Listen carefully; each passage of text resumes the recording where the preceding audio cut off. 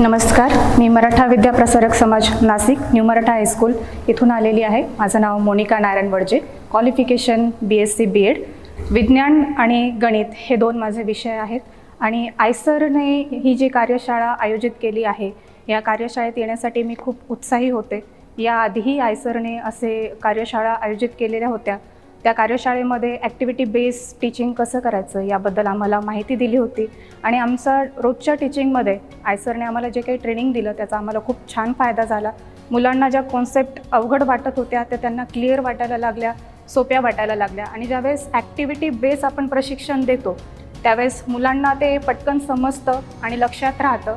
त्यासाठी आयसरने हा जो काही कार्यशाळा किंवा सेमिनार अरेंज केला आहे त्यासाठी आयसरचे खूप खूप धन्यवाद आणि मराठा विद्या प्रसारक समाजाने मला या कार्यशाळेसाठी इथे उपस्थित राहण्याची संधी दिली त्यासाठी संस्थेचेही खूप खूप धन्यवाद।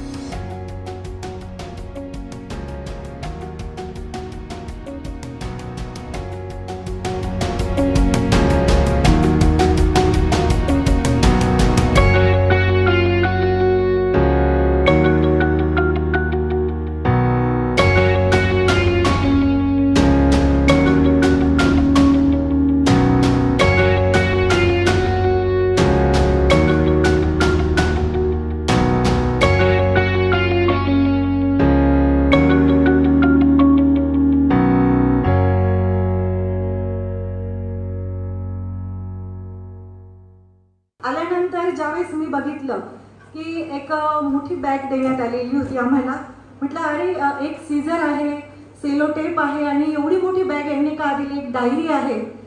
म्हटलं का दिली एवढी मोठी बॅग? मध्ये आलो आणि मग कळलं की ही बॅग आम्ही किती फुल भरून घेऊन चाललोय, ती फक्त साहित्य नाही आहे सर, तर त्याबरोबर आम्ही नॉलेजसुद्धा आमच्याबरोबर घेऊन चाललेलो आहोत। आणि रुपनेश सर असतील, जानवी मॅडम असतील, प्राची मॅडम असतील, मनीषा मॅडम, संकेत सर, सगळे आधी मला एक शिकायला मिळालं की विद्यार्थी चुकला की ओरडायचं नाही। आम्ही मोठे विद्यार्थी होतो आणि बऱ्याच वेळा चुका करत होतो, पण सर अतिशय लाईटली घेत होते, हसून समजून सांगत होते।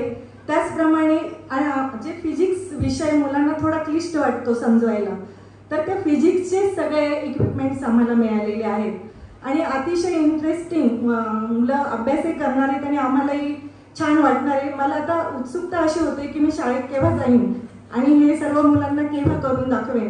आणि तेव्हा वाटलं होतं की बापरे 3 दिवस, आता मला वाटतंय की 3च दिवस का। जो मानसिक आनंद होतो तो अतिशय झालेला आहे आणि म्हणून आयसर टीमचं, त्याचप्रमाणे आमच्या मविप्रची सर्व कार्यकारिणी, मविप्रचे शिक्षण अधिकारी, त्याचप्रमाणे आम्हाला अतिशय उत्कृष्ट भोजन व्यवस्था वगैरे जी झालेली आहे, TDKची टीम, त्याचप्रमाणे आपलं KBT कॉलेज, व्यासपीठ ज्यांनी आम्हाला उपलब्ध करून दिलं, या सर्वांचं मी मनपूर्वक आभार मानते आणि पुढेही असंच आम्ही आमच्याकडनं मुलांना जास्तीत जास्त देण्याचा प्रयत्न करू असं आश्वासन आहे।